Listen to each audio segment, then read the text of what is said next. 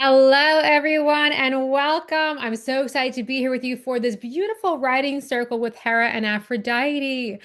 Oh my goodness, thank you. I love all the hearts. So this was very funny for me because I knew that there was supposed to be a writing circle, and I kind of just like for a moment, like I tuned in, like who wants to be featured? And Aphrodite immediately was like me, like in a very typical Aphrodite fashion because she wants to be adored, um, and she invites us into that same kind of energy.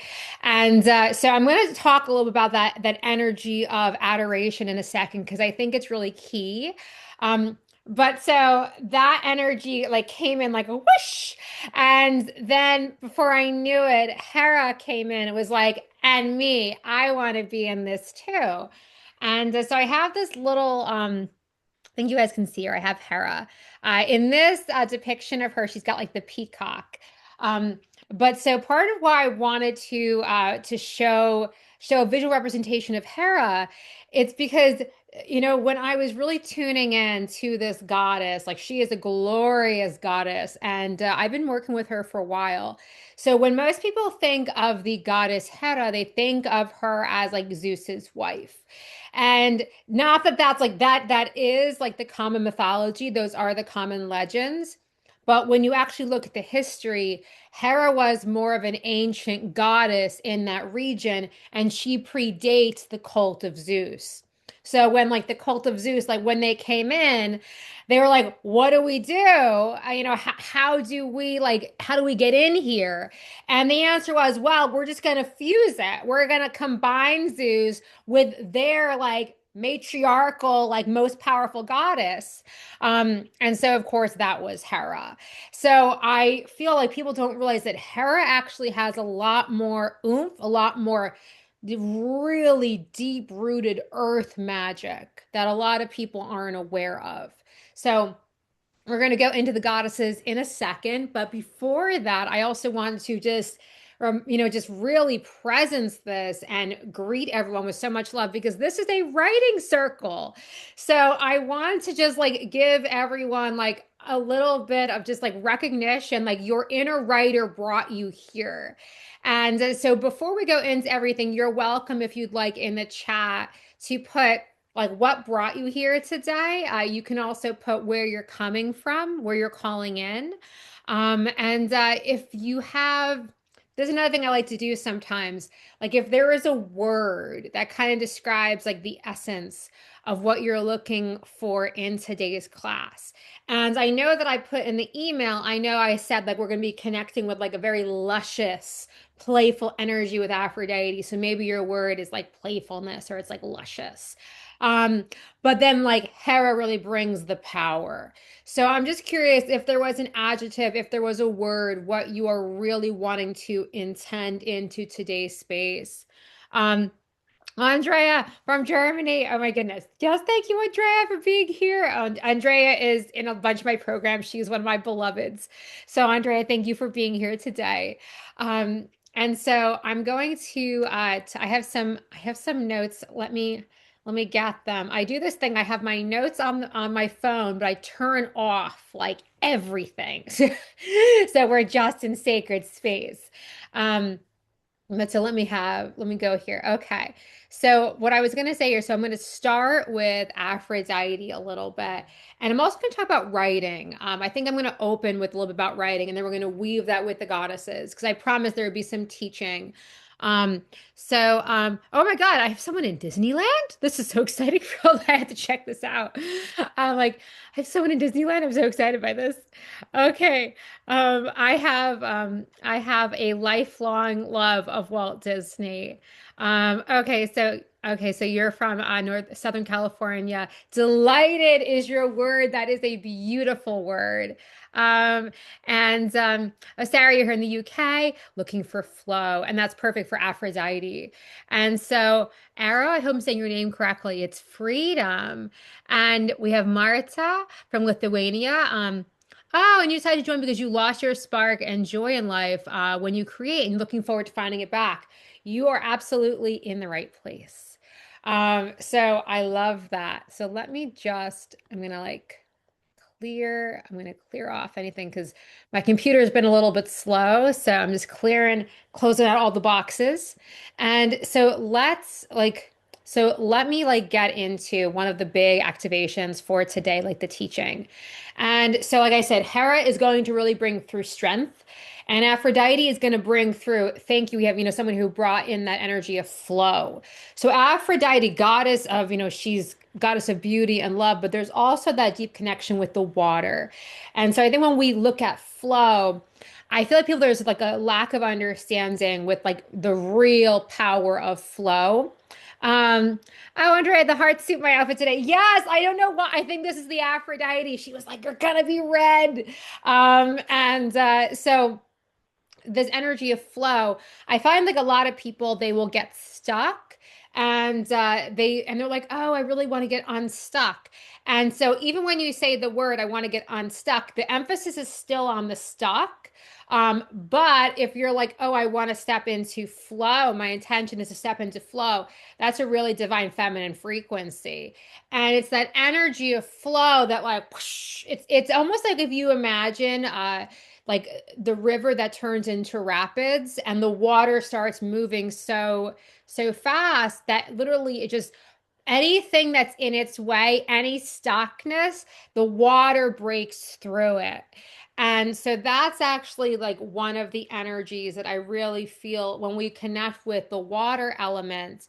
Like, there's a lot of different like Eastern teachings, be still like water. And I love this because this is also part of us getting into this space as writers, because part of this one thing that Hera wanted me to share with you guys on the power front, it's a lot of power actually is in stillness. And so when we sit down to write, we can have a million different ideas, or there can be a million different competing energies. And the competing energy, so one of the big the big no's that I have, and I know because I do this when it comes to writing, if we put the big mission, like I have to do this big thing, I have a book, I have a like if we put the big mission like, kind of front and center in our focus, in our consciousness, it's like all the inspiration goes away because it gets too big. And so we want to just, again, like we want to come back to center. And it's like, again, like I said, that Eastern phrase, like be still like water. And so I really feel, like I said, Hera was a primordial goddess. She was, a matriarchal goddess before the cult of Zeus came in. And so I really see like this beautiful body of people who were devoted to Hera. Yes, she's like this powerful goddess for women, like for women and women's empowerment, but she was also a goddess of the land and the earth. So when I was connecting earlier with her, I really had like a very strong visual of the trees. And I had this sense of like, think of the power of a tree. Think of like the tree stands there rooted down, and there is also a stillness. And even though there may be a breeze that comes or a bird that lands on a tree branch, the tree is powerful, and it's powerful in its stillness. So when we first sit down to write, to create, that's the kind of energy we want to draw from. We are drawing from our innate power. And so that's part of, so what, I feel what Hera wants me to say, and I'm going to weave this in with creative writing, is we all have a story to tell. And so I know some people are here because they want to get back their spark. Also, I just see we have Denise from Manchester, New Hampshire. I'm so excited. And I just said my word would be, I just said, I love, Denise, that you have the word spark. So that's the intention for today, is really bringing that spark. And like I said, some people are here because they want to bring spark to their writing. But other people are just wanting to bring that spark to their life. And I promise you, working with these two goddesses, it will come back. And so I also kind of like this energy, the spark. It's also like the sparkle. So they're a little like, I know they're a little bit different, the spark and the sparkle, but I really feel it's kind of like if I could distill it, I would say Aphrodite is the sparkle. And I would really also say that Hera has the spark. It's like that power. So there's going to be a weaving here. And so first, like one thing I just feel guided to do is I invite everyone here to just like take a deep breath and breathe into, I'm going to say your heart space, but also if that doesn't feel quite right, the place within you where that spark is already inside. And so I invite you to breathe into that spark because I know it's in there somewhere. So take a moment. And so this is really, I'm just calling in Aphrodite. Aphrodite, I feel Venus here as well. Aphrodite, Venus, Goddess Hera, please center all of us here in this divine space. Help us connect in with this spark that is wanting to be remembered and ignited, this energy of the sparkle. So just really feeling that energy, this is our invocation to begin connecting with the goddesses here in the space. And this is a co-creation. And so when we are writing, we want to be in that energy. We want our writing to sparkle. And we also, that energy of the spark. So with writing, like this is the difference between, okay, when I was a creative writing teacher, this is so funny because I would get like, I was very, I'm trying to find the right word. I could be contrary in a sense because I refuse to submit to cultural norms. And so I taught in a school that was like really high achievers. A lot of these students, I taught at like a top 5 high school in the United States. And my students were all trying to get into like Yale and Harvard, like these really, really big schools. And I was like the creative writing teacher. So I wasn't like with them in the more serious classes. But I remember, and I also would do like summer programs, and I would be with kids of all different age groups, some from middle school and some from elementary school, but I would always be teaching creative writing. And I remember in one of my middle school summer program classes, I would have the kids like they would all write a poem. And like some of the kids, this would bother me. They would say, like, that's not good writing. They would literally say that to one of their classmates. That's not good writing. And I would say, like, oh, but this, for me, what I would always tell my students is if it comes from your heart, if it comes from your soul, it is good writing. And I was working with, like I said, students, and these are still young students, but their brains, their consciousness had already been shaped to like, no, if it doesn't fit in the box, if it's not a certain level of prestige or elitism, then it's not good writing. Thank you, Sarah. Criticism is death to creativity. Yes. And so I had to be like, I am the teacher. I am the authority, and I had to like lovingly challenge those students. It's like, well, what if like this person putting their whole heart and soul into this piece of writing, maybe it doesn't resonate for you, but maybe there is beauty here, maybe there is genius here. And and I would put that out there because that's my genuine belief because it's all frequency. And so when I say this, I'm really inviting everyone to recognize that that is good writing. And so when we look at like good writing, that's what I'm saying is good writing versus bad writing. I'm just going to say good writing is writing where you cannot put it down. Good writing, it's like you are mesmerized to the page. And there is this is something that I talk about with my private clients. I call it the law of enchantment. And is when you are enchanted, and it's like there is a spell that is cast. The writer has cast the spell. But we, as the reader, we are going under the spell lovingly. And I share this. Some of you guys, if you've been with me in other things, like you'll have heard me tell the same stories. But so this kind of also connects with this energy of the enchantress, and Aphrodite definitely falls into this category of the enchantress. But I remember, so one of the elements of the enchantress is really being the siren, and it's having that voice, that magnetic voice, that energy of like allure and sensuality. And so we're going to be connecting more with Aphrodite to help you connect with that spark. But I want to say that energy of the siren. So when you are writing, or even if you're just walking through your daily life, you want to be able to connect with your soul song, your heart song. And I'm going to tell you this little story. And again, I know most of my stories have to do with high school students, but I remember I was always with the theater kids as well. The theater kids loved me, and I would kind of get in charge of like supervising them. And I remember I'm talking to this one high school theater kid who's trying to convince me that Adina Menzel is not a good singer. It's like I'm sitting here humoring this girl. I'm like, Adina Menzel, who's done Wicked, who's done Frozen, is not a good singer. And I'm like, and I'm literally just like, I can't take this seriously, but I'm trying to be nice.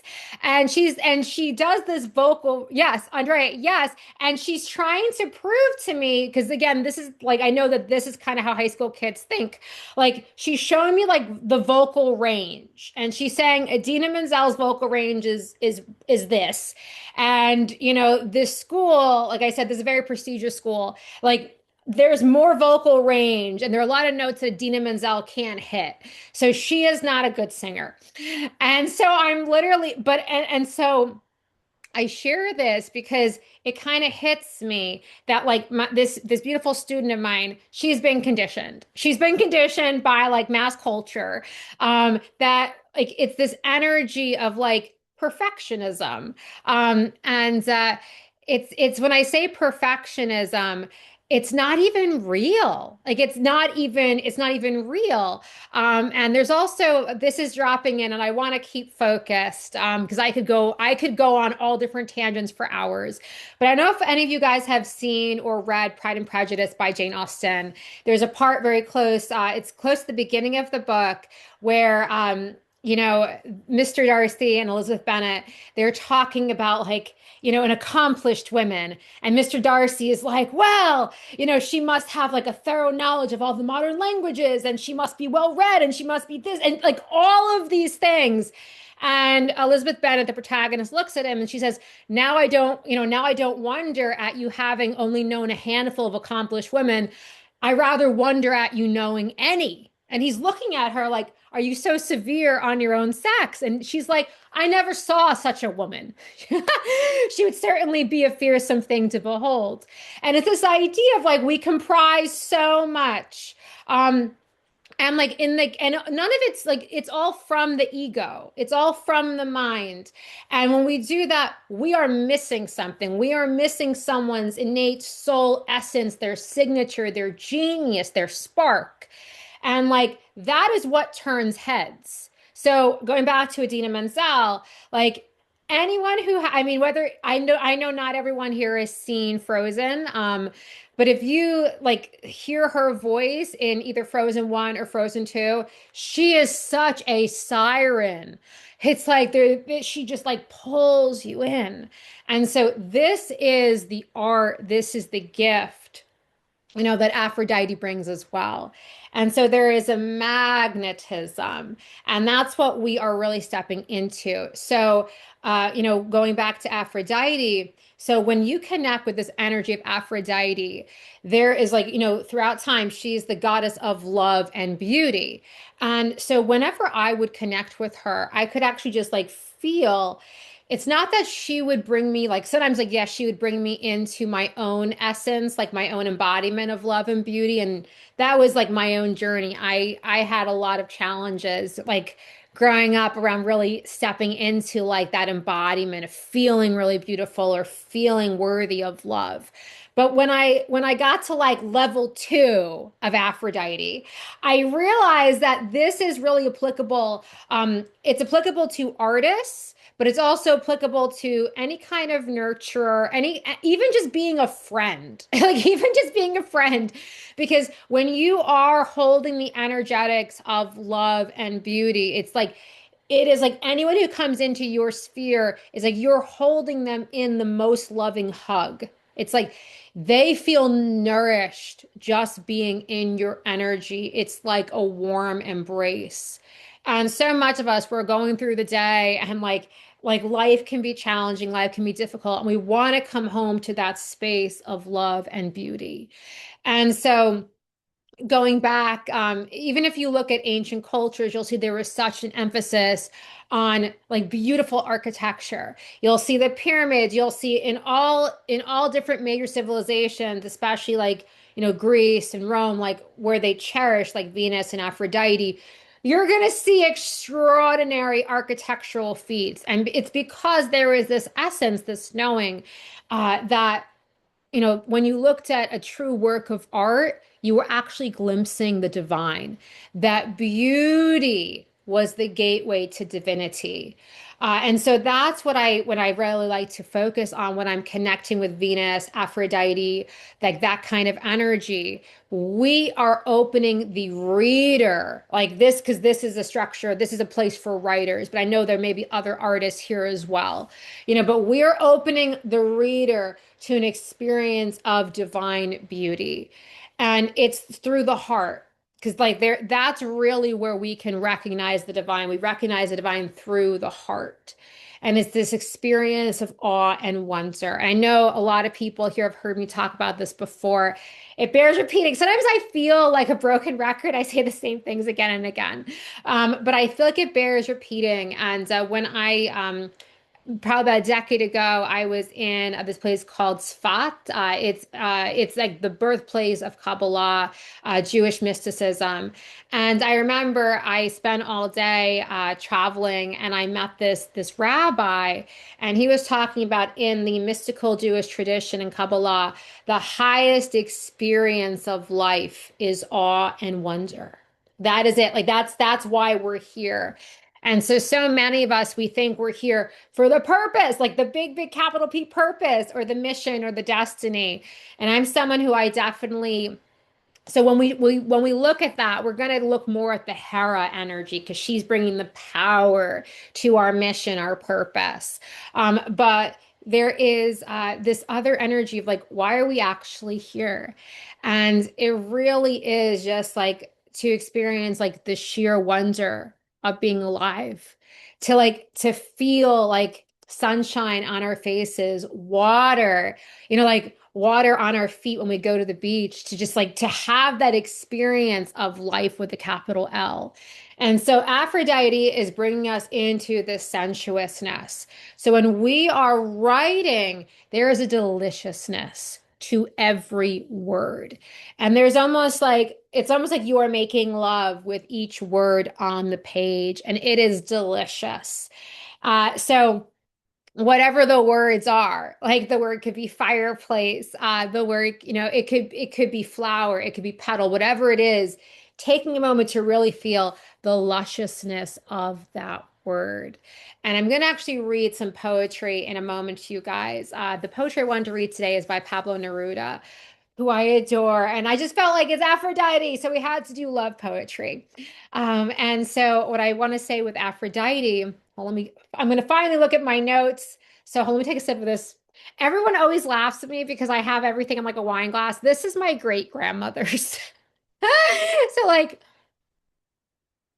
it's very, very old. And my mother has said to me, she's like, I'm going to buy you regular like glasses so you stop using our great grandmother's wine glasses. But I feel connected to her. So but let me get my notes because that's kind of what happens. So I know I wrote everyone in the email. It's going to be an hour. This is me. I tend to go long. So if you guys need to leave after an hour, I will send out everyone the recording. But I want to just like share the transmission and the teachings that came through for today. So this is like some stuff from Aphrodite. So she wants us to be electric when we write, and we're going to come back to that in a little bit. But also, she really wants us to connect with this energy of poetry. And it's kind of funny because I know a lot of people here, most people here are probably not here for poetry. I think that a lot of people, I'm not actually sure why everyone is here. But if you are here just because you want it to be ignited, like a little activation, if you have a bigger project you're working on. But you know, what Aphrodite really wanted me to share with you guys was this energy of the love poem. And so because she says this, like this is what she said to me. I know I've had this thought before, but Aphrodite said it to me this morning. Poetry is the language of the heart. And I really just got chills when I heard that this morning. Actually, almost brought tears to my eyes. Poetry is the language of the heart. And so I'm going to just read this one sonnet. This is sonnet number, I think it says, I think this is sonnet number 7. They're all the little Roman numerals from Pablo Neruda, who I love. And so this is not a very long poem. So those of you who are not familiar with Pablo Neruda, he is like wonderful, wonderful poet. Like none of his poems are that long, so this will probably take me less than a minute to read. But he's very evocative. He's very sensual. So that's part of why I think Aphrodite was like, ooh, Pablo Neruda. Oh, Andrea, I love him. Yes, it's like Pablo Neruda. Yes. And so there's also an interesting way that he plays with language.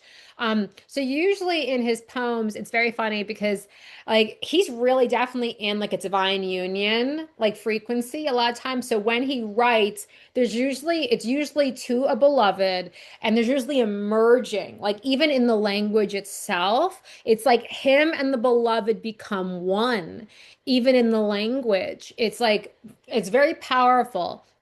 I've never seen someone quite do it the way that he does.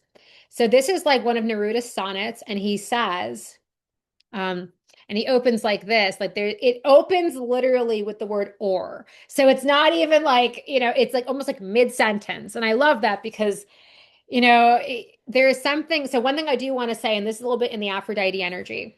So, real artists, like it's very similar to, there's like a forbidden like quality to it. So, if you think of like Romeo and Juliet, it is this like forbidden love.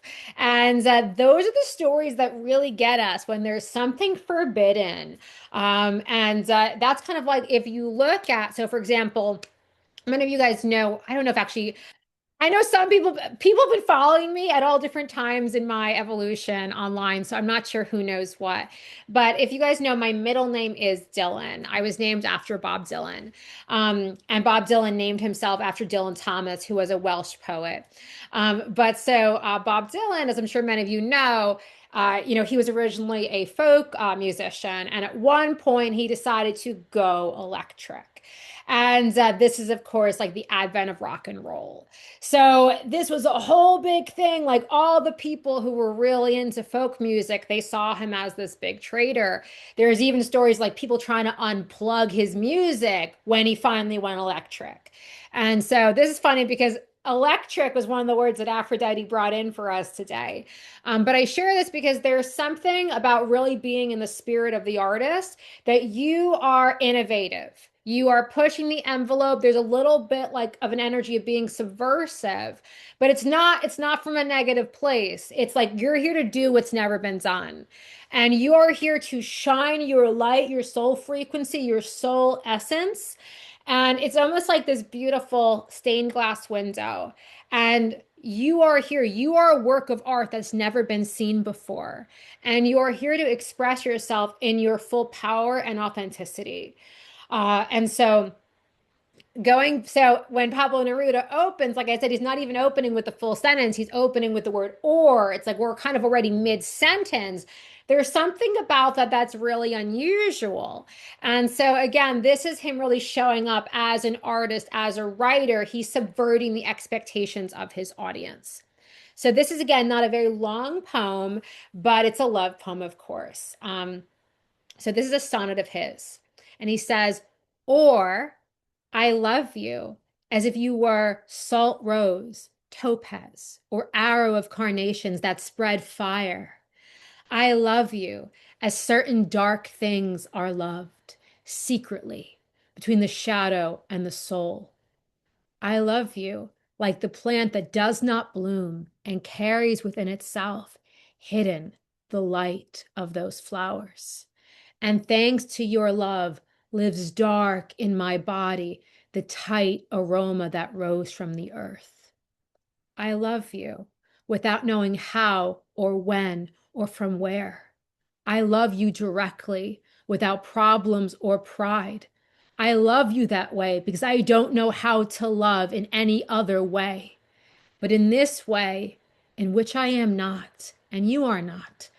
So close your hand on my chest, so close that your eyes close with my sleep. So I might have messed up the end a little bit there. I'm going to do it again because I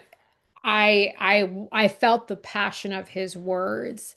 And as I got into them, I kind of went off. I was like, so I'm going to read the last two lines again because I must do right by this poet, and I always admit when I'm not perfect, because that's the beauty of it here. Because love is not perfect. But I'm going to read this again because I think part of the reason why I messed it up a little bit at the end is because, like I said, he does this very subversive thing where he like he merges the beloved with himself. So the sentence structure is not ordinary sentence structure. So I'm going to say it one more time, the last stanza. You know, I love you that way because I don't know how to love in any other way, but in this way, in which I am not and you are not.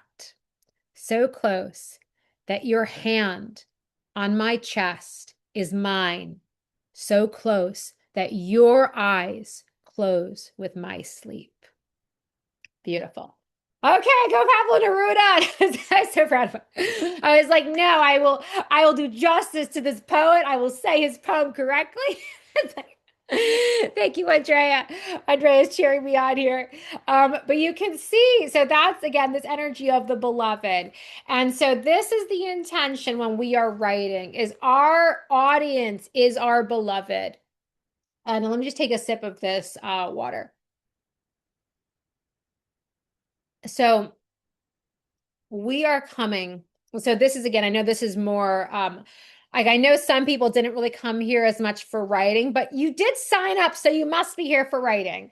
But like I want to say that this is something you can bring whether to your writing practice, but also just to daily life.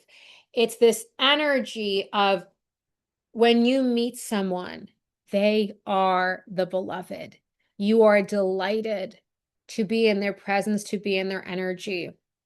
And I remember this. This is like going back once upon a time. This was like a boyfriend that I had when I was like 20 years old. I was in college and I was like finishing up my thesis. And this was like a long-term relationship. I was with this person for like 5 years, but this was like the beginning of the relationship. And I grew up in a family where my parents were not really very happy. And so I remember he would come home from school because we were together when we were in college.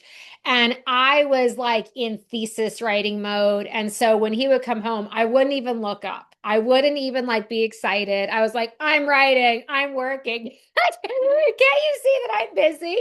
And I had seen that dynamic play out with my parents. Like someone would come home and there was no like recognition. It's like, oh, the person's home now. It was kind of like mentally it had been noticed, but like that was kind of it.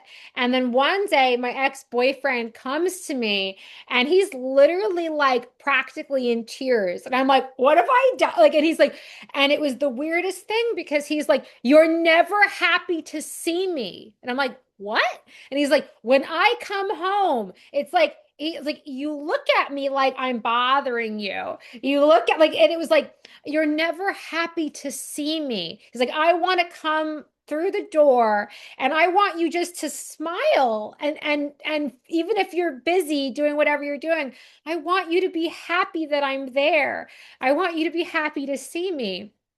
And this literally was like an arrow to my heart, because I didn't even know I did that.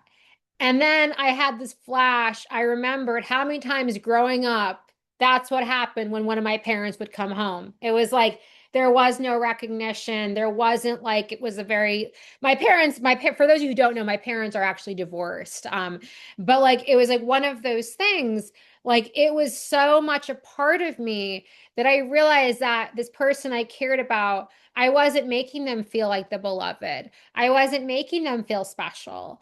And that's the experience we want to give the reader. We want the reader to know that we see them. We want to show up, like I said in the very, very beginning of the call today. It's like there's this energy of like, there's like a delight, there's like an ecstasy that when we show up, there's a spell. We are casting this beautiful, glorious spell on the reader, and they're here for the journey with us.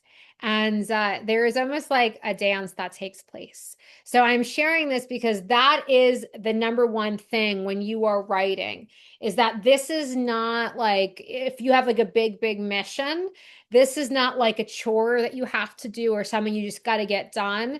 This is like a truly divine experience with the beloved, and the reader becomes the beloved. And so this is like kind of very Aphrodite energy, but it also translates to our friends. It translates to if you have children. It's like any person, instead of just kind of like being half present, it's like being present with them as if you are Aphrodite herself, as if you are the goddess of love and beauty. Oh, and you wrote like, yes, like you love Rumi with the same passion. Oh my God. And Andrea, you wrote, and pets. Yes, same thing. And then Arrow, you wrote, oh, let me read this. You wrote, listen to the presence inside poems. Let them take you where they will. Follow those private hints and never leave the premises. Oh, that's Rumi. I love that. Thank you. It's like, oh my God. I'm like a Rumi energy. Yes. Thank you for bringing that in. Maybe I'll teach a class on Rumi. You guys can let me know in the chat if you would like that. Maybe that'll be like a master class. And, like, it was like, oh my God. Oh, Sarah, I'm glad that everyone's thinking about the pets. All pets. Um, but yeah, that's this energy. So that's the Aphrodite energy. She wants to hold you in that place. And so there is like this, like this, like I said, like so when you are coming to the writing process, or it's like I said, it's with any person, you are coming as the enchantress, you're coming as the beloved. And it's like this experience, like they get to be with you in this magical moment. And if you think about this, like the most precious thing you have is your life. Like I know this sounds kind of corny and cliche, but like I have to remind myself of this. To give someone your time, this is the most precious thing that you have. To give someone your presence, this is your life force. This is so I want to just thank everyone who's here live and everyone watching the replay. Thank you for spending like the most precious thing you have. Like your life force, your time, your energy. Thank you for spending it with me, for trusting me. And that is the energy that changes everything. When we realize that, like, this is not just like so much in the online space is just like transactional. And it's not, when I say the online space, I don't just mean the online world. I even mean like the movie business. I mean, all these bigger industries. It's like they forget that the magic, like what we came here for, is this. And so that's what a really good piece of writing. That's why, again, Aphrodite says poetry is the language of the heart, because poetry makes us slow down. It makes us come into stillness. And it's from this place that true magic happens, true awakening is possible. And I really feel like that's what the world needs. And it is very Zen, actually. It is very Zen. And we're gonna also go back to this energy of flow, because I know someone put that in the chat. But Aphrodite, so it's this energy of the water. And you may have heard me say this before, but I spent a year teaching English in China, and there is this beautiful line by Confucius that I heard. This was like the first week I was in China, and I was getting a tour of this place called Chufu. And the place I lived in, Chufu was the birthplace of Confucius.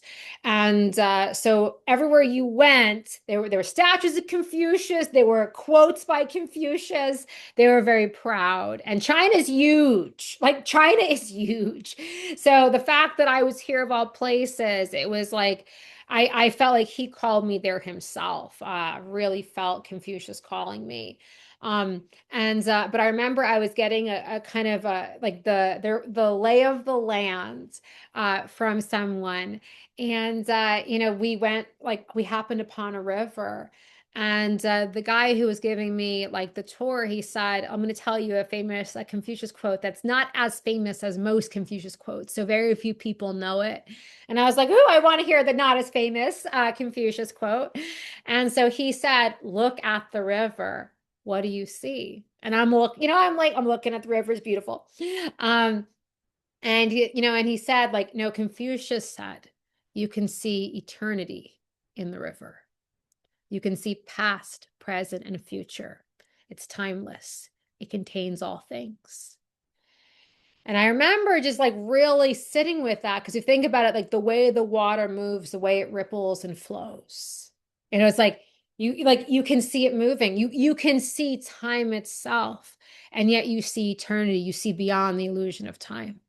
So that's a little, I don't know, that's a little something for you guys to play with here. But I kind of want us again, because this is the Aphrodite energy, it's this divine feminine flow that we're called into when we write. And this is, again, this is beyond the mind. And this is like, to me, this is art itself. It moves you. And so that is, we're gonna put like a little bit of like a stop in the Aphrodite, the Aphrodite thing. Let me just see though because I want to move on to Hera. But let me just see. I think that there's a couple other things that she wanted to say. Oh, there are more things. Okay. So I'm just going to say very quickly, we're going to move into Hera. We're going to do an activation, then there's going to be time to write. So Aphrodite wants us to bring the lover into our writing practice. And we've been talking a little bit about that. But so in the lover, also the way that Aphrodite wanted me to describe this to you, it's this is kind of if any of you guys have ever been, I'm sure everyone here has been in love. But it's like the kind of love that people write songs about, the kind of love that's like crazy love. That's like Romeo and Juliet. And I've felt this a couple times in my life. I'm like, oh my God, love has made me a poet. And this might just be me. I have a very romantic soul. But that's like, so it's the energy of like romance. It's being that capital R romantic. And that's what Aphrodite invites us into because it's like those kind of movies or it could be books. But when it's like the logical thing is like these two people can't be together because society says no, it's forbidden. So like all these reasons, like it could be a class problem, all these reasons society says no, but at the end of the day, it's like the one thing that's a yes is the love. And I share this because this is the energy of being the divine romantic. And so this is also an energy that Aphrodite holds.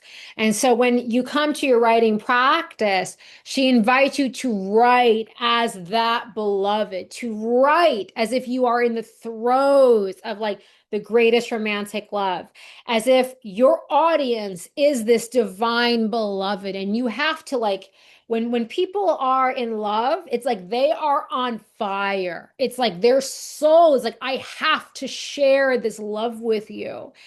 And so that is a little bit of the Rumi energy. But that's also the energy the world is wanting. And it might not be like, I know some people here, if they have bigger projects, I know that in the description for today's call, I did say I welcomed all writers. I welcome people who are writing memoir, novels, people who are entrepreneurs, who want more writing, more content for their business. So it doesn't matter if you're like, Elizabeth, I am not writing a love poem. It's like if you can pour this energy into your audience, if you can make them feel seen, if you can make them feel like you genuinely love them, And you are like, if you can make them feel like cherished, that's going to make a big difference. And so, it really is like that. That's the big message from Aphrodite. And I have more I was going to say, but I have to move into Hera because I've just been talking about Aphrodite for so long here. I think Hera we're going to experience more in the activation. But so the thing so I've had this teaching that's been coming up for me I would say these last few weeks.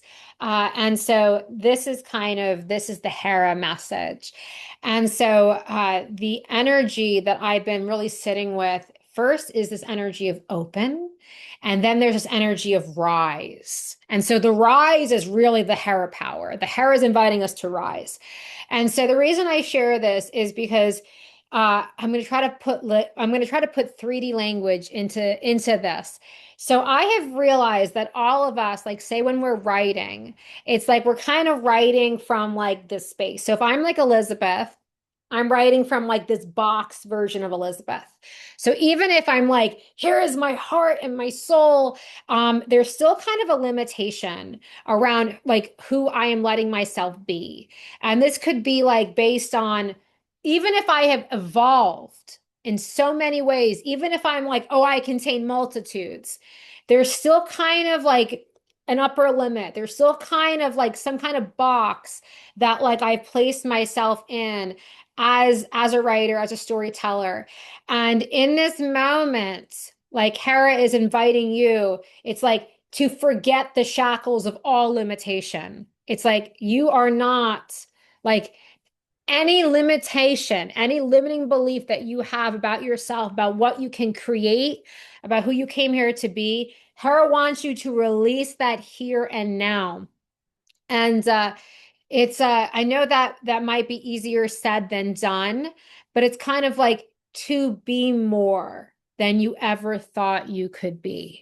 That is the Hera energy. And it's really important. And she comes to us with this because, like I said, Hera is a goddess who has been shackled. And I don't like to use that word, but that's the one that's coming through here because she was this literally divine feminine, like matriarchal goddess of the land. And then the Zeus cult came in. And now all of the stories of Hera are she is the jealous wife of Zeus.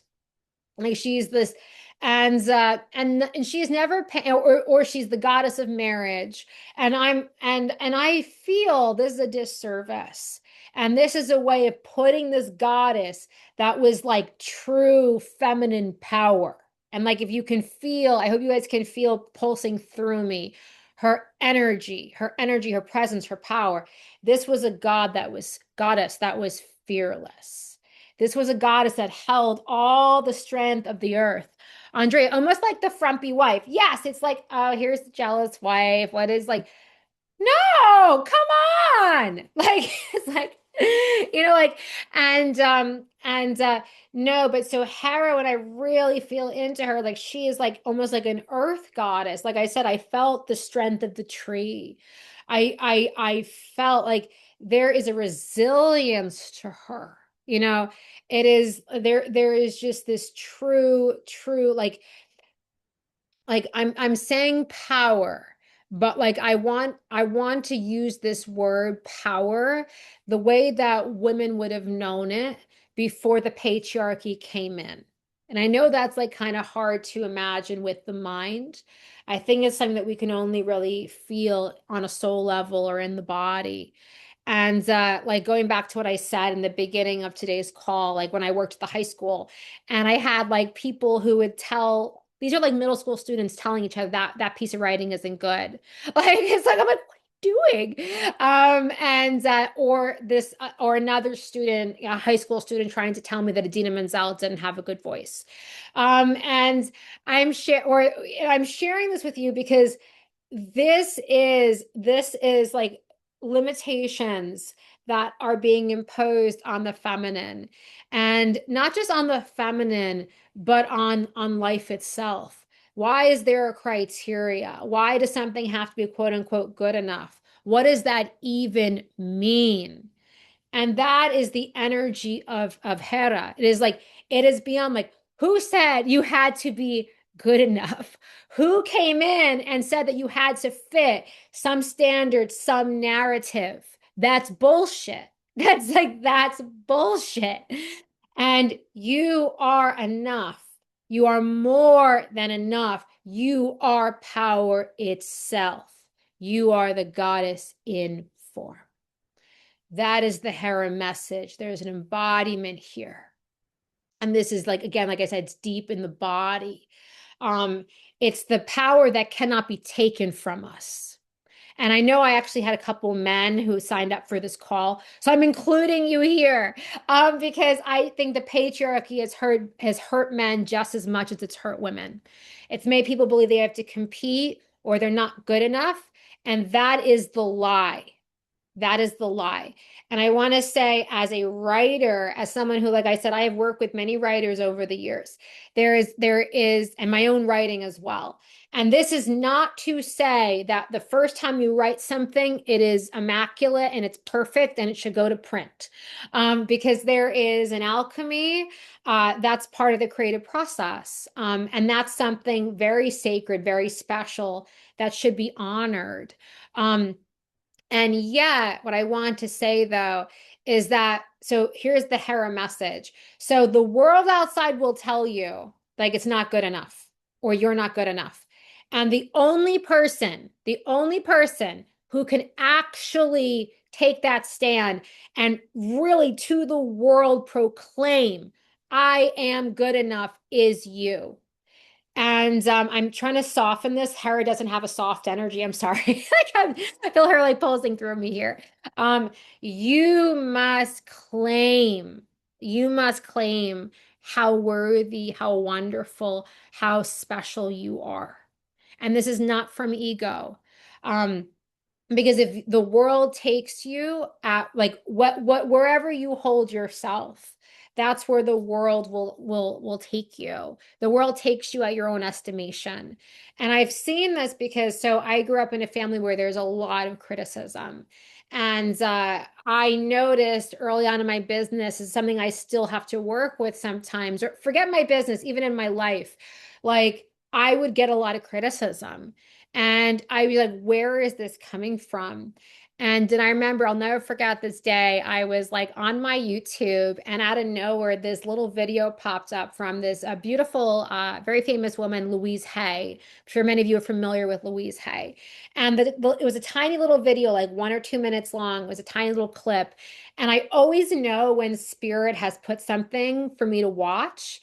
And I was like, I'm supposed to watch this. And the title of the video was like, if you're experiencing criticism. And I was like, huh? And so I watched this. It's only 1 or 2 minutes long. And she says point blank, and I know everyone here probably knows this, but again, it's an important lesson, and I want to say it to everyone here today. It's like whatever you experience in the world is a mirror. So if people are criticizing you or saying you're not good enough, it's because on some level you don't believe that you're good enough and you are criticizing yourself. And so in that moment, I realized I had to take radical responsibility for the ways that I still didn't believe I was good enough and the ways that I had now internalized like a lot of the criticism like that I experienced growing up. And now I was doing it to myself. And so that is the Hera message. It's like get rid of all of that. And that is easier said than done. But that might be one of our writing exercises here today. But that's the Hera energy. She wants you to release all of this because through releasing these old stories of limitation, that we claim I am good enough. I am a good enough writer. I am a good like whatever it is. I'm a good enough speaker. Like whatever it is. Claim that you are already good enough. And once you claim that and there's no wobble, that's when the world will meet you in that place. And so that really is the message of Hera, is to release all the limitation that's been put on you by the outside world. Because like I said, look at the limitations put on her. Oh, now we have the cult of Zeus. and Hera has been marginalized. Um, and the reason she was marginalized, and this is like I know we've been on the call an hour, so I'm going to wrap this up and we're going to move into our activation and then our writing in a few moments here. But I want to say this is the big message I want to share with everyone is that Hera had to be marginalized because she was the most powerful goddess in that culture. So they had to marginalize her because she was too much of a threat to the cult of Zeus. It was like there was a wildness to her. There was like an undeniable, like, I am in my power. You cannot shake me. You cannot break me. And that was the power that Hera held. And so I want to say, going back, I know I've woven some very different energies, Aphrodite and Hera, but that's why I want to weave them now because that energy that Hera holds, I want you to hold that when you are writing. I want you to write unapologetically, knowing that your words deserve to be heard, um, because your message is innately magical, innately beautiful. There is a spark of something ancient within you that must be shared with the world. So Hera invites you to hold that power. And then we look at Aphrodite. And so sometimes that power can be a little intense for people. And so Aphrodite invites us to soften. And so it's this weaving of the two.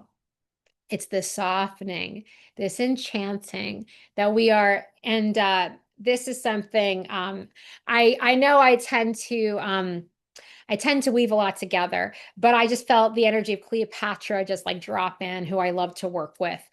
So Cleopatra, I won't go on a whole big tangent because she literally needs no introduction. But Cleopatra was glorious because she held the energies of Aphrodite and Hera.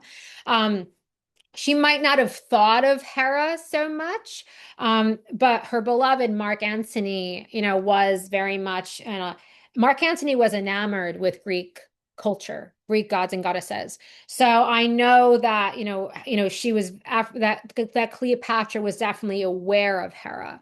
But, for our purposes today, I want to really more tune into Cleopatra's embodiment of Aphrodite. So Cleopatra, she was the ultimate enchantress. She knew how to enchant, she knew how to soften, and yet she still held such fierce power. And so that's what I want to draw our attention to. And so, while Cleopatra, like, I think there were other Egyptian goddesses she was working with in that embodiment of personal power, but it is the same, like, it's the same weaving, it's the same balancing of, like I said, the Aphrodite energy, which is soft, alluring, enchanting, magnetic.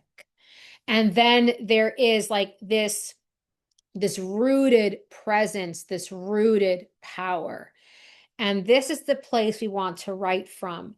Because when you write from a place of like deep soul power, there's like a ripple in the creation. Um, and Andrea, you said, and the Ptolemaic pharaoh is like her, were the Macedonian Greeks. Thank you. Yes, yes, yes. Okay, so side note here, was not planning on going this whole tangent, but in case people here do not know, Cleopatra actually spoke Greek, because Alexander the Great came, and that's actually when Egypt was like taken over. So Cleopatra, besides like knowing the Egyptian, the legacy, of all the Egyptian pharaohs and pharaoh queens that had come before her, she also spoke Greek fluently, and she also was very familiar with Greek culture and Greek gods and goddesses. So thank you, Andrea, for bringing that in.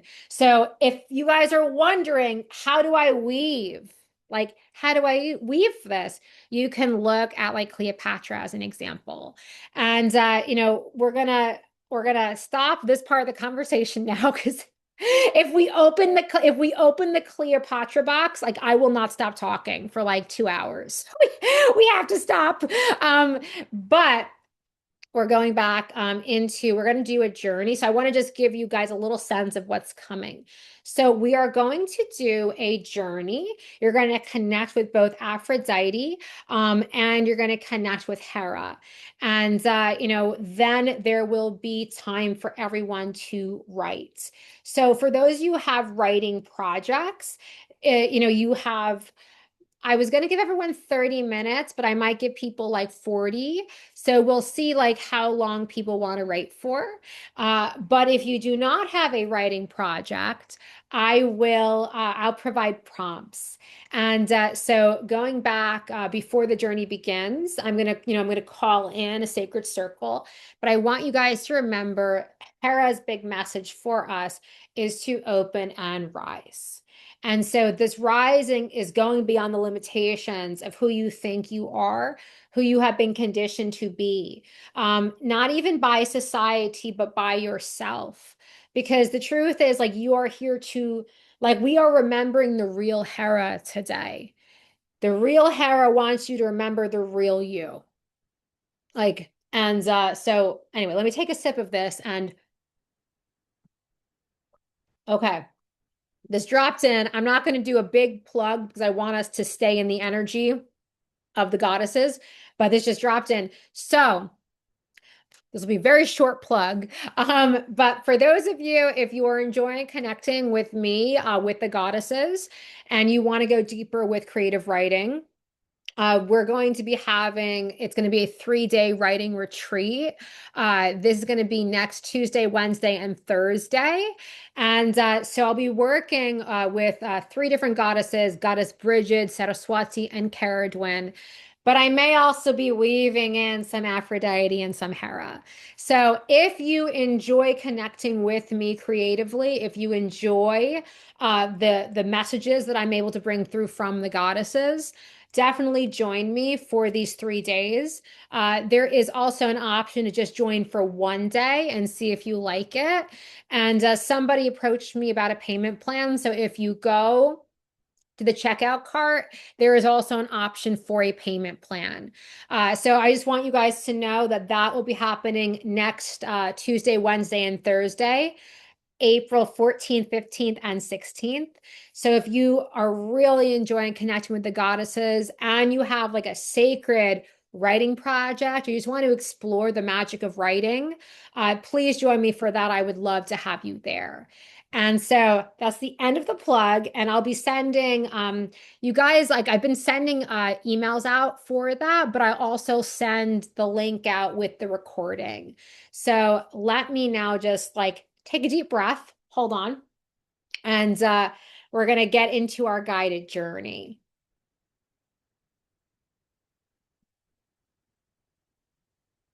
Okay, beautiful. And so I like to cast the sacred circle. I call this more of like, the druid circle, but also for today's purposes, I'm calling it the enchantress circle. Beautiful. So I cast this circle to create a space beyond space and time beyond time. I cast circle to block out all energies and spirits who are not allies of ours. I cast this circle that all energies raised here and remain confined.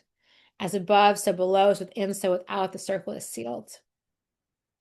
Into the sacred space, I call the elements, earth, air, fire, and water. The directions, north, south, east, west, above, below, and within. I also call on the great goddess, Hera.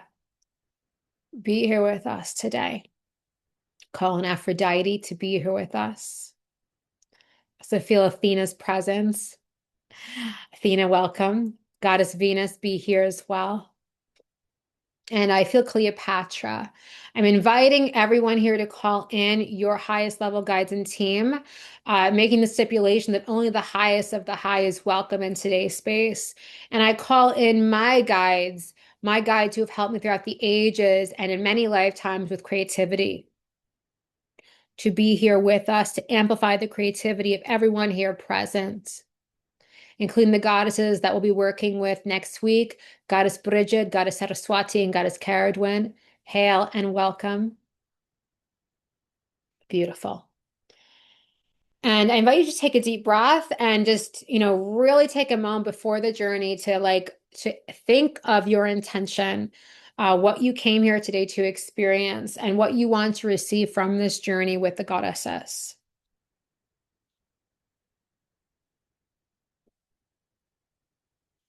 Beautiful.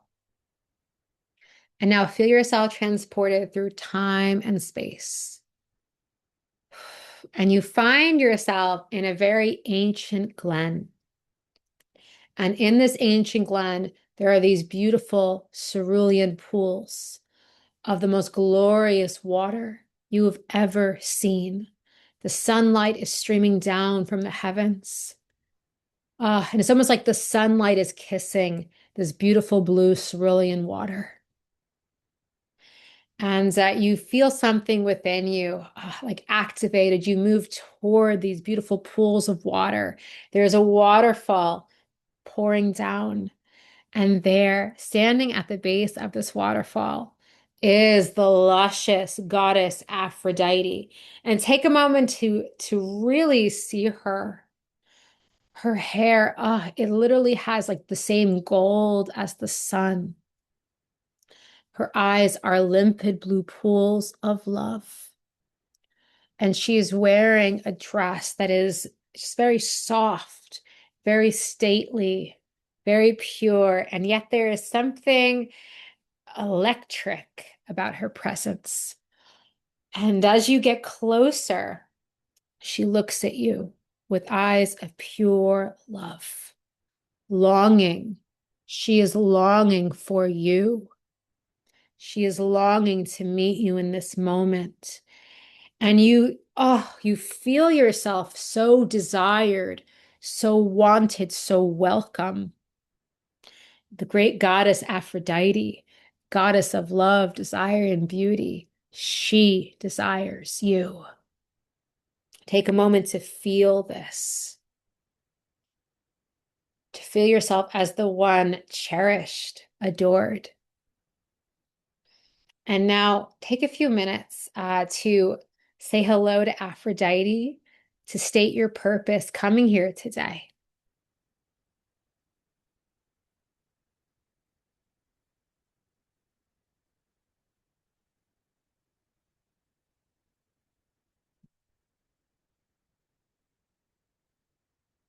Beautiful. Now just see if there are any words of wisdom, anything she would like to share with you.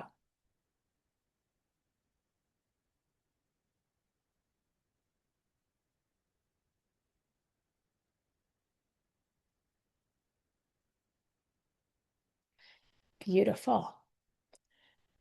And now there's this beautiful, it's almost like a tornado. It's like a vortex that starts to spiral from Aphrodite's heart, moving all around her. And this is a vortex of magnetism and enchantment. It's gold and pink light. It holds the embers of the sun. And it seems like it also holds some of the energy of planet Venus.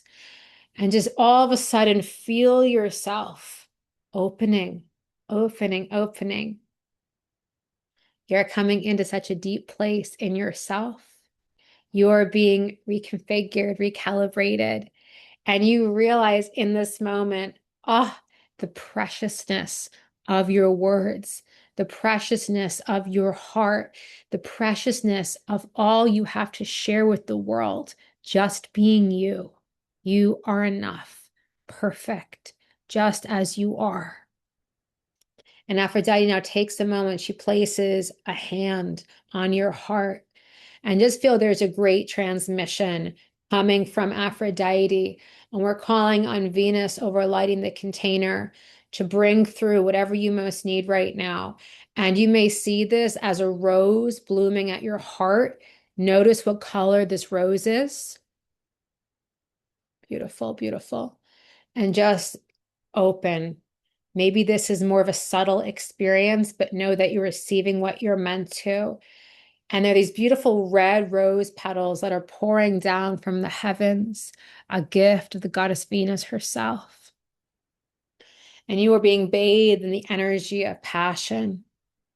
You, the divine beloved. And you're invited to take this energy now, cultivating this for the words you're going to write today, for the words you're going to speak today, the energy you're going to share with the world. And holding this energy, cultivating it. And now Aphrodite gives you a gift. And this gift, she doesn't show you right away what it is, but this is for your divine spark. Take a moment now to just see whatever gift she's given you. And this is for you to ignite that sparkle. This je ne sais quoi, this special energy that is yours and yours alone. Beautiful. And just receive that, really appreciate the gift, thank her in all her glory, in all her magnificence, and know that you are just as glorious, just as magnificent as Aphrodite, goddess of love and beauty, that you are love and beauty itself. You are the one cherished and adored by the universe, by this great goddess. Your words are cherished and adored. Decide that right here, right now. My words, my writing is wonderful. People cherish my voice. They cherish my message. I am special. My words are special. And now in the glen, all of a sudden there appears another goddess, this one wearing a beautiful white gown. And yet when she walks, it's almost as if her feet, as if they're rooted down into the earth, as if they're like little tree roots that come from her feet as she walks. And this goddess, there are leaves on her gown, leaves in her hair. It's as if she holds the power of the earth itself. And you also see these beautiful golden leaves. There's something very queenly about her. This is the queen goddess Hera. Take a moment to see her now in all her power, in all her majesty. And as you approach her, something stills inside you. Part of you might want to bow down to the majesty of Hera herself, but she stops you. And she says, you bow to no one. Take a moment to see her as she sees you. She sees your power. She sees your unapologetic grace. And she invites you now to really go inside and ask yourself, what ways have you kept yourself small? What ways have you limited all that you could be or come? All that you could be, all that you could become or experience in this life.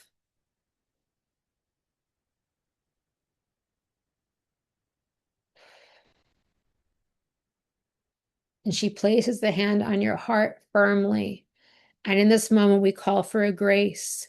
We call upon Hera, goddess, as we remember her now, not as Zeus's wife. Hera, goddess, who was once the great goddess of the land. We remember you in all of your power. We remember you. We see you once more for who you really are.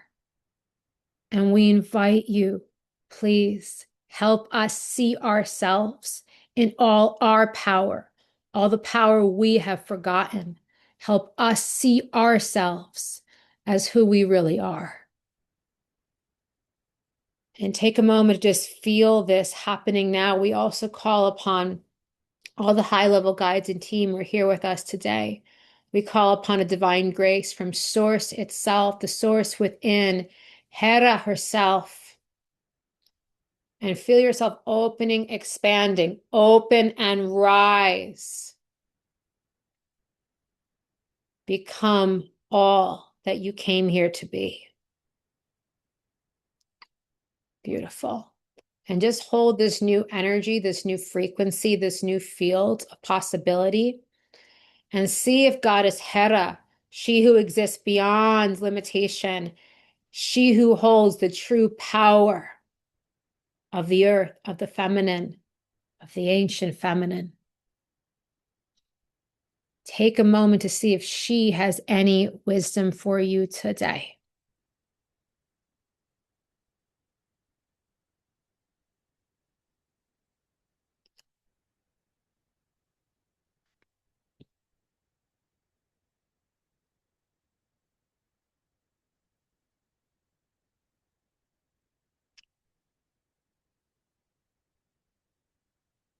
She invites you to write today from this energy of sovereignty, this remembrance of power, this knowing of who you really are. And all of a sudden, you feel something happening. The base of your feet, all of a sudden, these roots start to form. And all of a sudden, the gown that you are wearing, suddenly there are tree branches surrounding you. And you feel this beautiful crown of golden leaves make its way onto your head, appearing as if from thin air. And feel yourself now holding the energy of Hera, this ancient, ancient feminine power. Nothing can stop you. You are power itself. And take this energy with you today into the world, into your writing. Today's activation is complete. We thank Goddess Hera. We thank Aphrodite. We thank the overlighting beings who are here supporting our creative process. And the prayer that we hold in our hearts is that the words we write today, the words we speak, the way we show up in the world, that it is all a prayer. It's all a prayer of the highest love. That through this activation of the feminine, our words make an impact. Our words make a difference.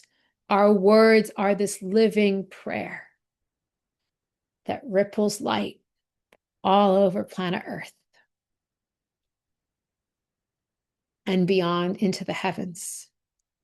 That we become the power of the goddess, that we remember this within ourselves and we bring it forward. Thank you. Thank you. Thank you. May our words hold the power of heaven.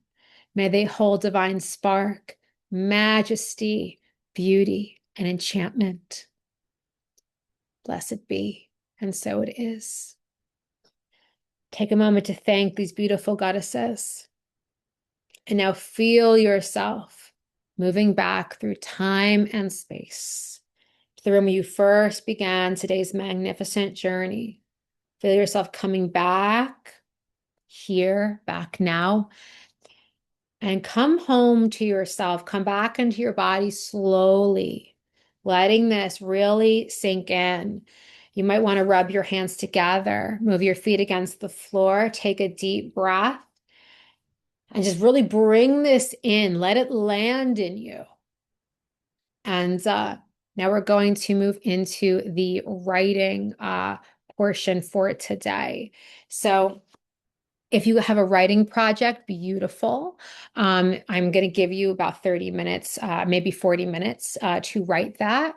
And I'm going to be putting in the chat some other prompts for people. But the first one I want to invite you to work with is this. It could be a poem. It could be a story. It's this energy of open and rise. And so maybe there's part of you that needs to open. Maybe there's part that needs to rise. And I invite you to really just like trust your creativity. Start with that energy of opening, move into rising. And that'll be the first assignment. Another thing I like to do is I like to do like sometimes like 3 to 4 minutes of free writing and just let whatever wants to come through, just let it out and then move into like more of a structured writing assignment. So I'm going to stop talking now and I'm going to give you guys those few minutes for free writing and I'm going to put today's prompts. I'm going to put them in the chat. In about 5 minutes, I am going to read them aloud for everyone. And then I'll just be holding space for the rest of the time that you are here. So I'm going to go quiet now. Please take out your notebooks or use your computer. And I really invite you. We're calling in the energy of flow with Goddess Aphrodite. If you are wanting a particular frequency that you want to experience it more deeply, you can also dialogue with Venus, with Aphrodite, with Hera. You can write a letter to them or write in their voice. How can I connect with this energy? And just let them speak to you. So I'm going to quiet now, give you guys time to free write, or if you already know what you want to work on, you can get started. And I will be back in 5 minutes.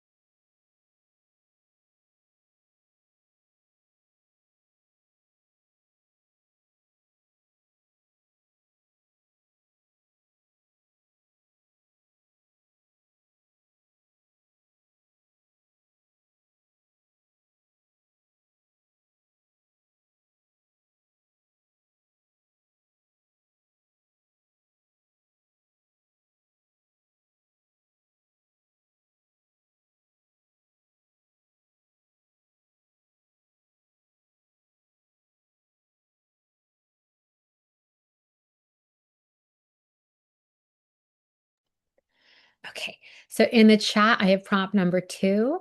So again, this is optional. I have a couple more prompts for you guys as well. So write a poem or a short prose piece with these words: mittens, sanguine, fireplace, fragrance, sweet, loving.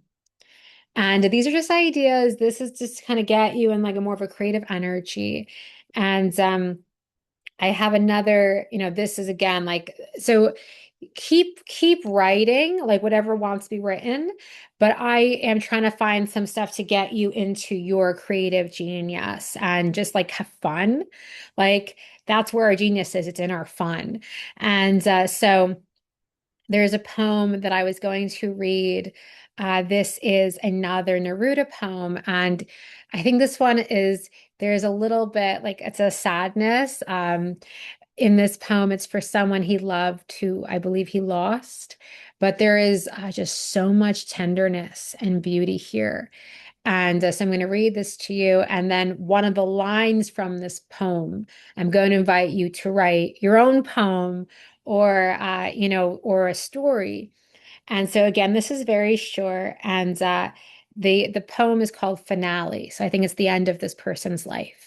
And so he writes, Matilde, years or days, sleeping feverish, here or there, gazing off, twisting my spine, bleeding true blood. Perhaps I awaken or am lost, sleeping, hospital beds, foreign windows, white uniforms of the silent walkers, the clumsiness of feet, and then these journeys and my sea of renewal, your head on the pillow, your hands floating in the light, in my light, over my earth. It was beautiful to live when you lived. The world is bluer, and of the earth at night, when I sleep, enormous within your small hands. And so again, I mentioned Neruda has this way that like the language is a little different than normal everyday language. Sometimes it can be a little bit confusing. But I just want to read. This is what I'm going to invite everyone to use as a prompt. Um, it was beautiful to live when you lived. And I found that line in particular, like I felt that in my heart and soul because I know so many of us, there are people that it's like even if they're not with us anymore, just that we got to be here with them, however brief or long a time. It was beautiful to live when you lived. And so that's the prompt. I'm going to put it in the chat for people to write on. And then again, like I'm just going to say the end of the poem. The world is bluer, and of the earth at night when I sleep, enormous within your small hands. So it's almost like the earth is bluer, the world is more enormous. Just like for them living, for them being there. And so I'm going to put that in the chat. But yeah, I know I think about that line sometimes. It was beautiful to live when you lived. I think about this too because, one of my great loves in this lifetime was my grandfather. And when I was born, I think my grandfather was like in his mid 60s. And I know my grandfather and I lived many lifetimes together. And so it's like one of those things like when he was passing, he passed away about a year ago. I heard this voice in my head that was like him, like he hadn't gone yet, but he was like half here, half on the other side. And he said, I heard this voice, it was his. He said, I waited my whole life to meet you.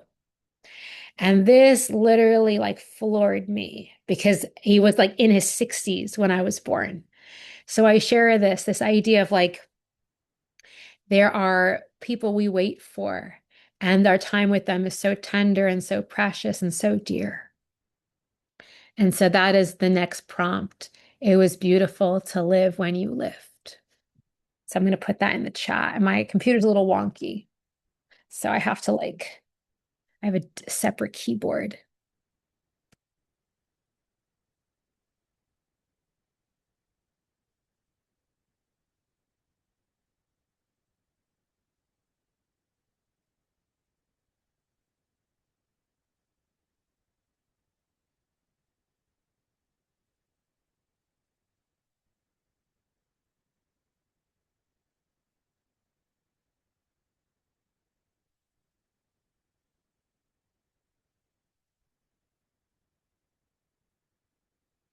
So you guys can see that that third prompt is there. And I might type in a couple more. Those are a good place for us to get started. And we will connect again in like 20 minutes. And I'll see how everyone's doing with the writing. And I will be here. If you have any questions or you want more prompts, just write in the chat more prompts and I'll give them to you.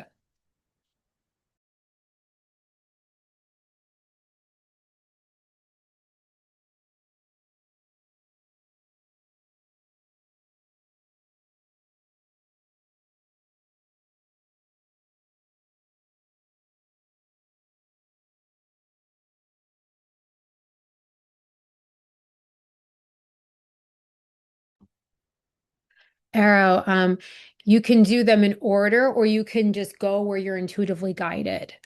There is no order you have to do them in. Whatever your heart tells you to do is perfect.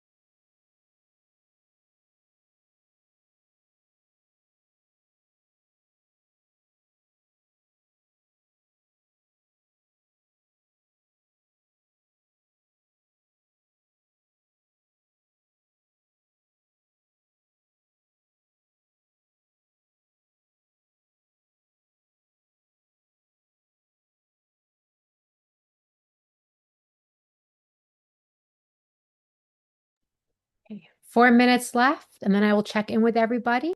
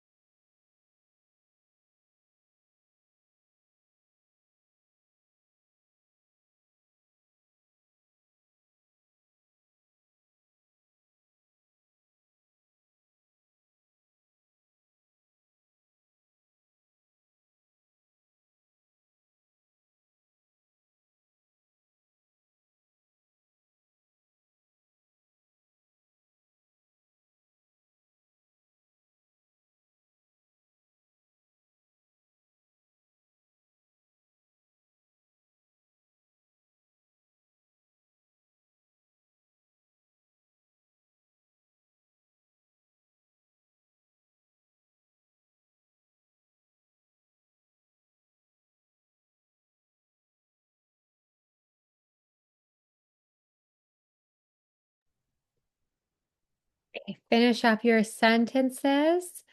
Okay. So would anyone, and this is totally up to you guys, would anyone like to share what they've written? If you want, you can put it in the chat. You can even take yourself off mute if you want. Um, let me know if anyone would like to share. And I hope you guys enjoyed the beautiful time with Aphrodite and with Hera. I'm also curious if you want to put in the chat, like if there was a goddess that like you connected with more.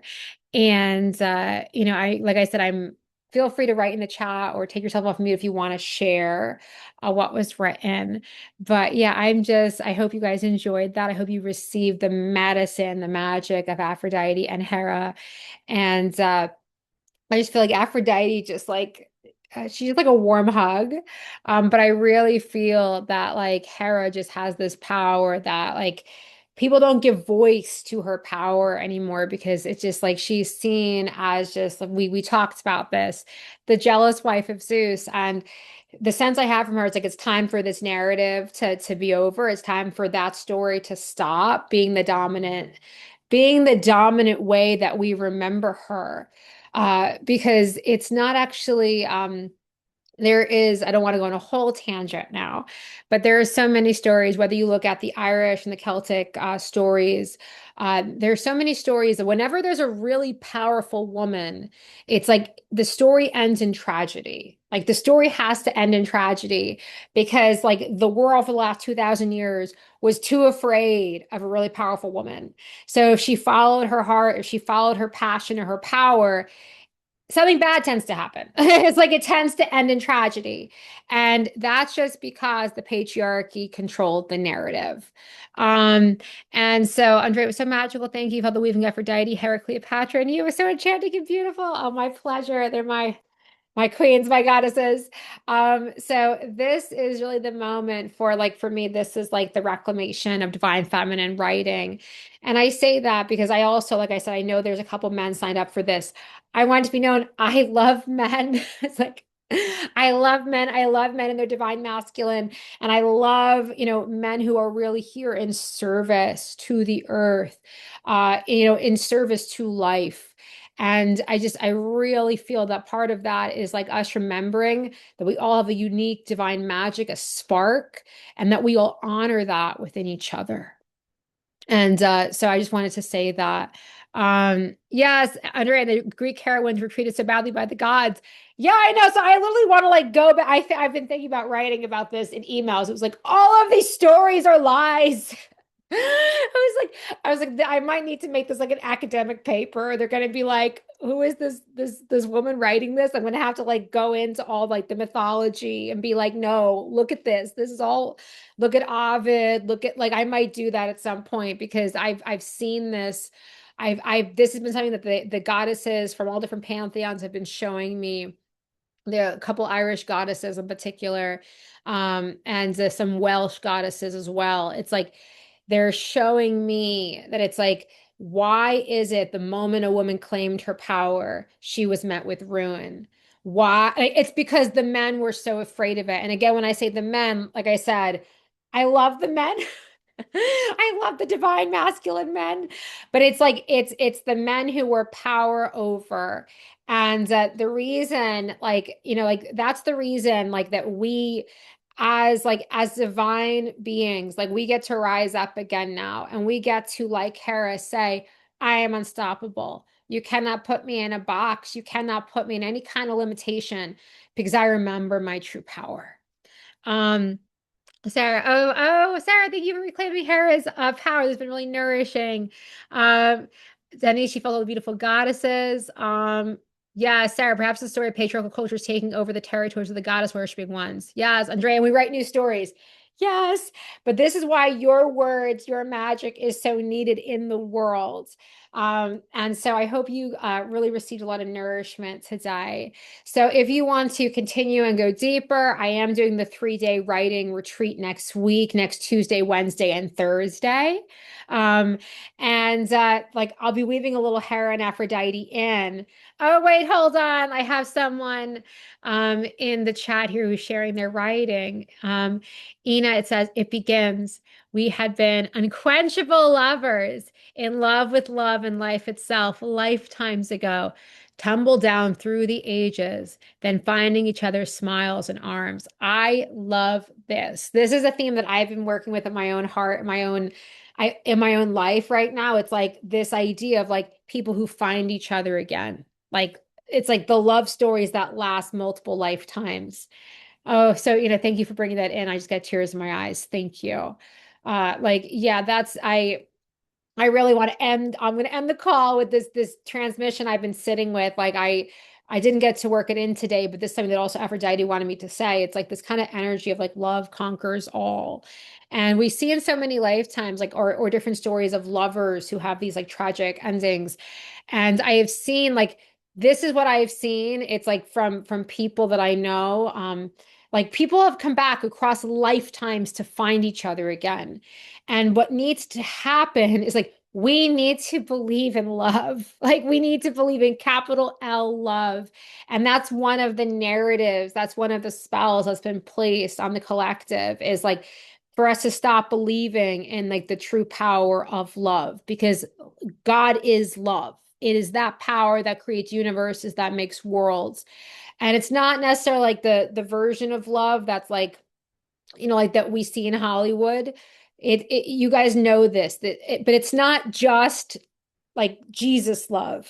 It's like it's the Aphrodite, like that deep romantic love, the love that you see in like Romeo and Juliet, the love that Shakespeare wrote about. Like there is something here that's wanted to be remembered. So thank you for writing that. Thank you for sharing that poem. And Martina, you say, I'm saying your name right, March. Yeah. The stories of the goddesses touch you so much. Aphrodite gave you a necklace, and then you realize you dreamed the exact same necklace in your dream. Oh my God. And there are pearl necklaces as well. I love that. I feel like pearls are very sacred to Aphrodite. Yes, and you said that. Yes, pearls are deeply connected to Aphrodite. So, yes, so this is my invitation from Aphrodite, from Hera. Remember your power. Also, remember like the power of love itself and draw your power from that place. And again, this isn't like I keep rambling here, but I think they want me to make this point. A lot of the Hollywood love, it's like conditional love. It's like, it's like we see these heroines, and I love a lot of the heroines, and I trust me, I have seen almost every single romantic comedy. Like I love romantic comedies. But and I feel like there's kind of like a beautiful spell that's woven when we watch those kinds of films. But I invite people to really feel in their heart the power of like the love that we write songs about, the love that like, it's like this is the love from legend. Like if we can tap into that power. When we look at this is what's coming through. I think this is where on the Greeks. The Greeks were like if you look at their plays, they wrote tragedies, they wrote a lot of tragedies, but there was also a lot of love that they wrote about. And so they were very much interested in stories that stood the test of time, stories that lived for thousands of years. And so when we talk about if we look at even the Celtic cultures, you would see like King Arthur, people would want to do something noble, something glorious, something the bards would sing songs of and tell stories of for thousands of years.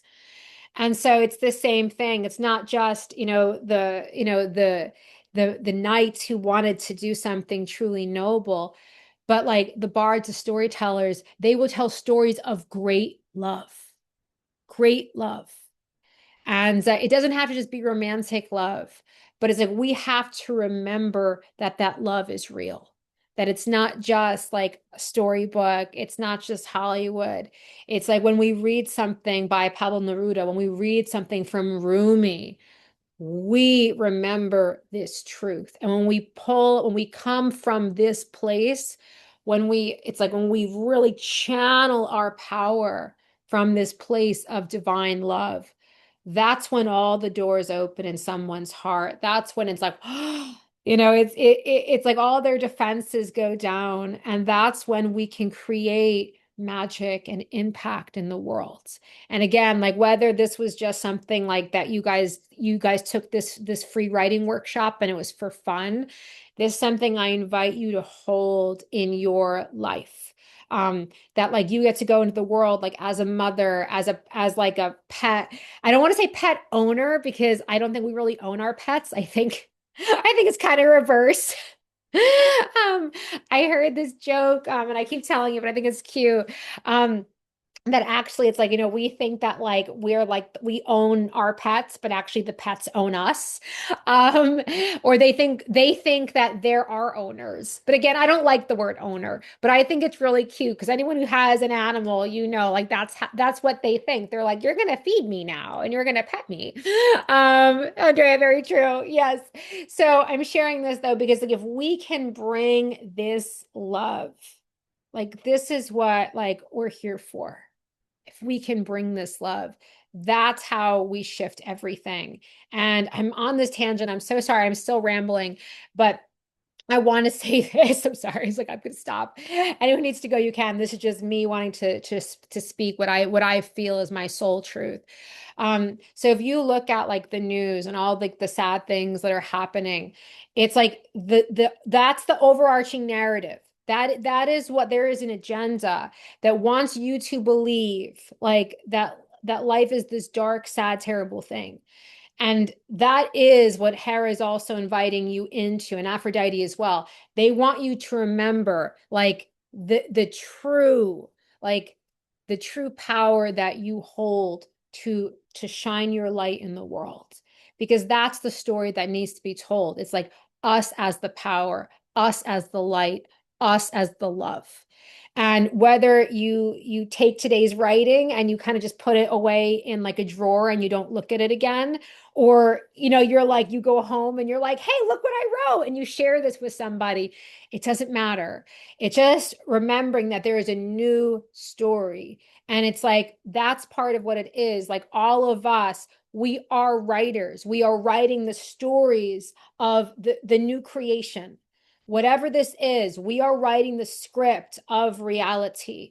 And so I invite you to really see yourself as a creator, as a creatrix, as someone you are writing a new story into the creation, and you get to hold this frequency of divine, holy love.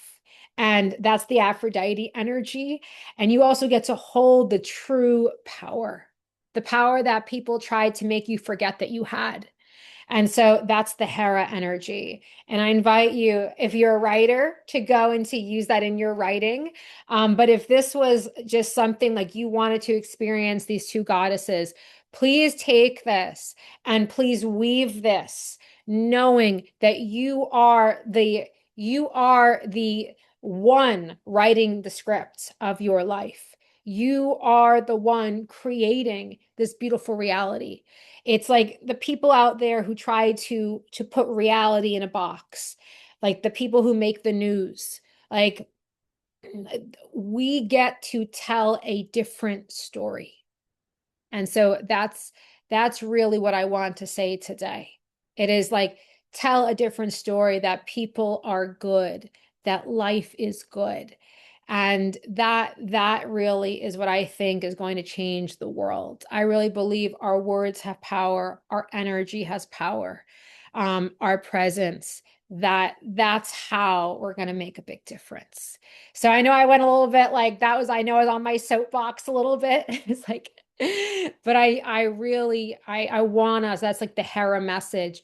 We must take the power back. Um, and this is where Hera and Aphrodite become fused.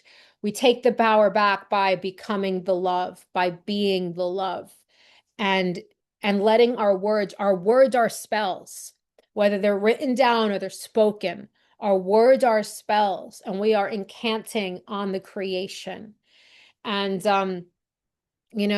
this just kind of is dropping in. Now, you guys remember in the pandemic, there was all the stuff on the news, and there was this one man, I'm pretty sure it was John Krasinski, who was in The Office. He's married to Emily Blunt, and he made this little show in the pandemic. It was like Some Good News, and it was really cute. And it was like, no, there's another narrative. Like and it was him showing like happy, good things that were happening in the world. And so that's the power of a story. Because when the story holds the power, like someone is going to focus. The story you tell, like it's going to touch someone's consciousness through multiple layers, multiple layers. And like that's what I want you guys to know is the stories that you tell, they do matter. They do make an impact in the lives of your loved ones and the lives of people around you. Stories really do have the power to change the world one person at a time. So whenever you question, do I have the power? You have the power just telling someone a simple story, just lifting them up in this in one moment. That is a very powerful thing.